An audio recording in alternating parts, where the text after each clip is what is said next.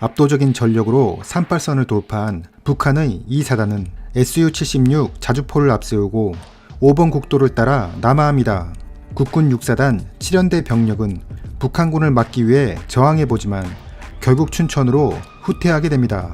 6사단 57mm 대전차포 중대장 송광보 대위는 북한의 예상 진격로에 은폐하고 있다가 Su-76 자주포를 향해 2발의 대전차포를 발사하여 명중시켰지만 자주포의 피해는 전혀 없었습니다. 6월 25일 10시경 북한군이 옥산포까지 내려옵니다.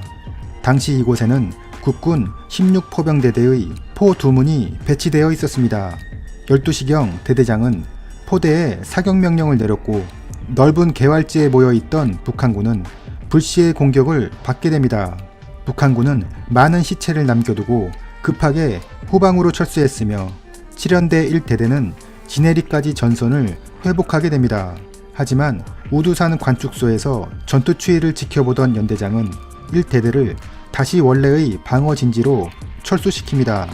이는 전방으로 진출한 대대가 포대의 지원 사거리 밖으로 벗어날 우려가 있고 1대대의 측방이 적의 공격에 노출될 우려가 있었기 때문입니다. 국군의 기습 공격을 받고 북쪽으로 퇴각한 북한군은 다시 자주포 10여 대를 앞세우고 옥산포로 공격해옵니다. 그리고 이번에는 국군 1대대의 진지와 우두산 관축소에 강력한 포격을 실시합니다. 이에 연대장은 우두산 관축소를 소양강 남쪽에 있는 봉이산으로 옮기고 포병대대도 강 남한으로 이동 배치합니다. 한편 연대의 우전방을 담당하고 있던 이 대대는 적의 강력한 공격에 강 남쪽으로 후퇴하였고 따라서 북한군 4연대는 천전리에 병사들을 직결시키고 소양강 도하를 준비합니다. 이 대대장은 이 틈을 이용하여 적을 역습하기로 하고 오중대장 김상홍 대위에게 적을 기습하도록 지시합니다.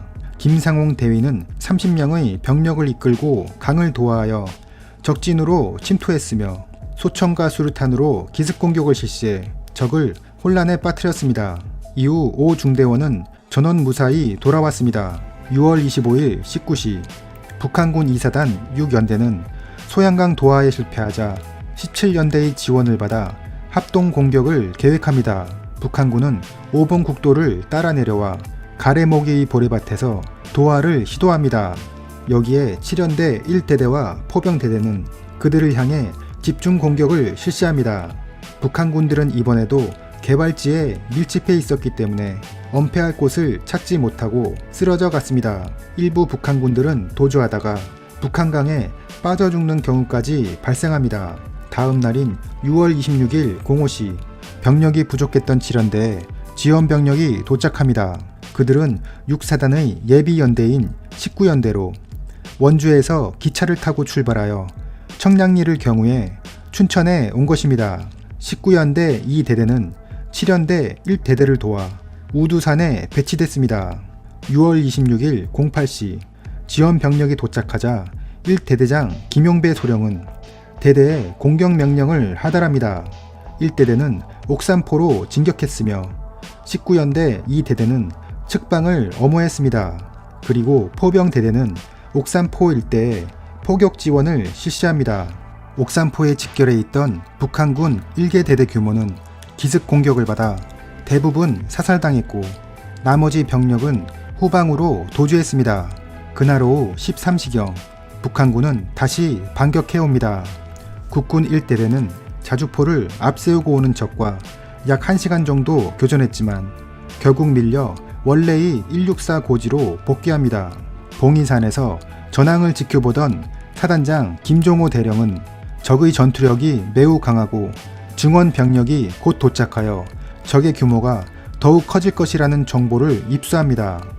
따라서 사단 병력을 집중적으로 운영할 필요성을 느끼게 되고 다음과 같은 작전 지시를 내립니다. 사단은 축차 철수하여 소양강 남한에서 진지를 구축하고 적을 강안에서 격파한다. 7연대는 소양교를 통해 후평리로 이동하여 진지를 구축한다. 19연대는 7연대 1대대의 철수를 엄호하고 근화동으로 이동하여 진지를 구축한다. 16포병대대장은 7연대와 19연대의 철수를 화력으로 엄호한다. 철수 개시는 26일 15시로 한다. 이로써 이날 저녁 6사단 7연대와 19연대 병력은 축차적으로 철수해 소양강 남한에서 진지를 구축했습니다. 이때 철수를 하면서 공병대대장 박정채 소령은 소양교를 폭파해야 한다고 사단장에게 건의했습니다.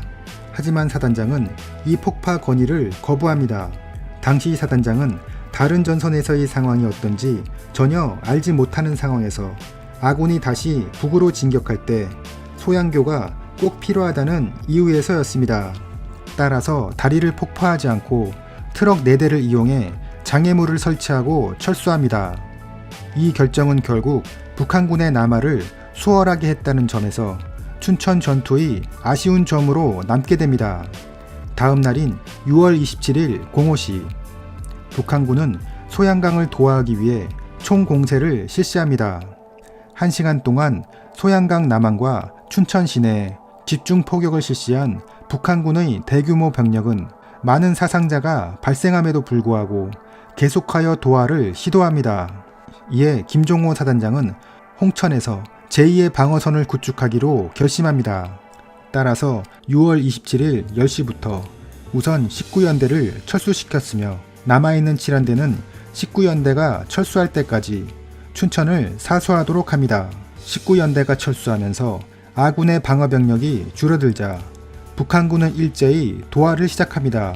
서쪽의 가래모기 방향에서 2개 연대가 도하에 성공했고 동쪽에서도 1개 연대가 도하합니다. 6월 27일 12시 국군 7연대가 춘천 시가지로 철수하여 시가전을 펼치기로 합니다. 하지만 이미 양 방향에서 적이 빠르게 남하하고 있었기 때문에 자칫하면 7연대가 포위될 위험이 있었습니다. 이에 6월 27일 18시 사단장은 7연대를 춘천 외곽인 원창고개로 철수할 것을 지시합니다.